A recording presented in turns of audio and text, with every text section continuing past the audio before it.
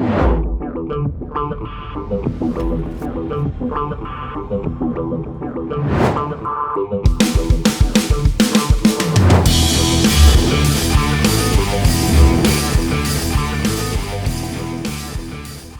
what's up, you guys? Todd Falcone. Welcome to toddfalcone.com. I'm going to keep something very simple for you today. It's something all of you have heard, but it's a good opportunity because it's so foundational, it's so fundamental that sometimes we glaze over it, maybe forget the importance of it because it seems so utterly simple. And that's kind of fascinating. You know, when we look at success strategies, a lot of the success strategies that are applied or the principles that are applied are very simple, very common sense in many cases, yet sometimes they're so common sense that people will look at it and go, well, it can't be that easy. I mean, there's got to be more to it than that. It has to be harder than that.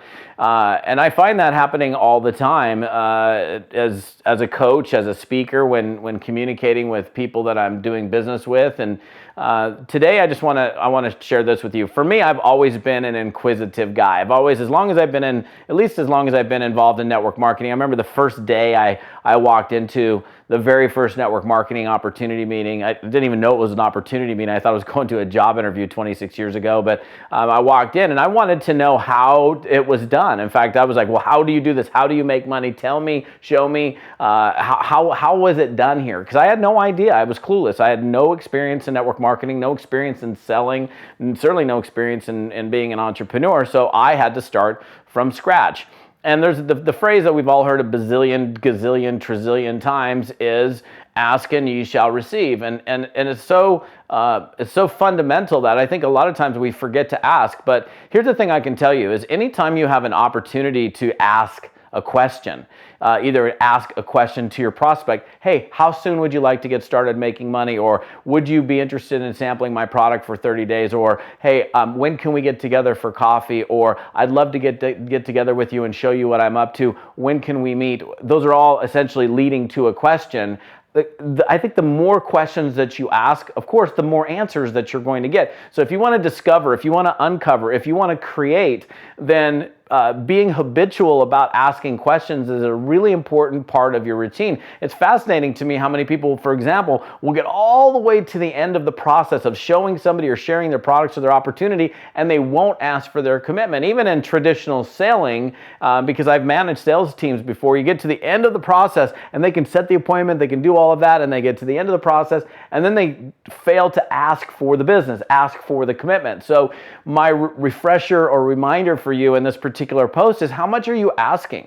What are the quality of the questions that you're asking? In fact, I would challenge you to sit down and write down 50 questions. How did you get started making money? Like, for example, if you're going to interview someone, like I do a lot of interviewing of successful people for a good reason, because, you know, I have access to a lot of very, very productive people in the network marketing community that are willing to either get on my blog or get on my Monday Night Call or sit down with me for an hour and allow me to ask them very serious, pointed questions about how they've achieved success. And so if you were going to, for example, ask someone, in fact, do me a favor, I'd like to hear from you because I'll take your questions and I'll actually apply them to some of the things and bring the answers to you, because some of the people that I have access to, for example, you may not have access to. So, for example, what would be the number one question that you would ask someone who's making $100,000 a month in network marketing? Like if there's that type of person, $100,000 a month,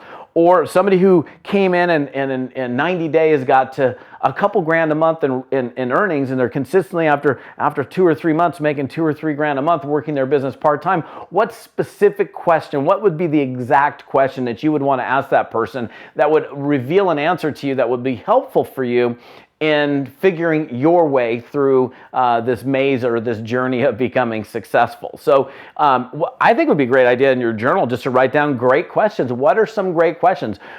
Questions about getting started on your product, questions about getting started in your business, questions about them, inquiring about them. What do? You think about it, for example. How you doing? Great. Okay, cool. Da, da, da, da. You go on to the next thing. How often does somebody actually really tell you the real answer to that question? When you say, how you doing? And they're like, I'm fine, I'm good, things are cool. But is that really the real answer? Because like, here's the thing, for example, I mean, just the timing of this video. If you said to me, hey Todd, how's it going? I'd very likely say, awesome. And then if you were smart enough to dig a little bit further, say, really, I mean, things are really going awesome with you? And I'm like, yeah, for the most part, things are going really awesome. Although, you know, this weekend was kind of hairy because I literally had my house flooded and that was kind of crazy, but, you know, I'm still awesome. And, oh, wow, geez, what? And then you could probably dig and find out who knows what happened, right? And that would create a more strength and more depth in the relationship. So the questions are the answers. If you're looking for answers, the answers are found in the questions. So my challenge to you is sit down and write down maybe 10 great questions to ask a person who you may be interested in helping become a customer of your product or service. 10 great questions to ask a potential prospect who may be looking for a career change. And then maybe, who knows, what you can categorize them if you want, but it's a great exercise to help you come up with questions that are designed to bring you the answers. I mean, that's the thing. Like, if I see somebody doing something and they're doing it really well, I'm like, hey, how did you do that? Well, I did this. Well, can you show me the resources that you used in putting that together? Yeah, I'd be happy to give them to you.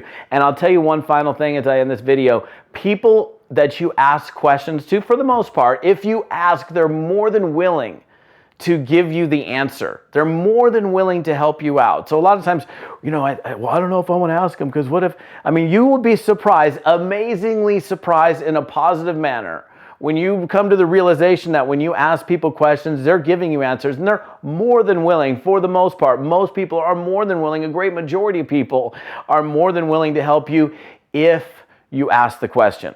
So my question to you is, how much are you asking? How are the quality of the questions that you're asking?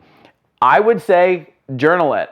Put it in your journal. See if you can come up with 50 great questions, 100 great questions, whatever it is, just to get the exercise flowing. How, what, why, where, when, whatever. You can figure it out, but it's a great exercise in just getting better at asking questions, because the better the question, the more you ask the question, the more answers that you're going to get, the more you're going to know, and the more you know, now you're able to apply more. Of course, knowledge is not power unless it's used. You have to actually apply the things that you're learning, but that's certainly important. So I'll see you guys on another post. I appreciate you for watching. Have a wonderful day, and I'm out of here. We'll see you.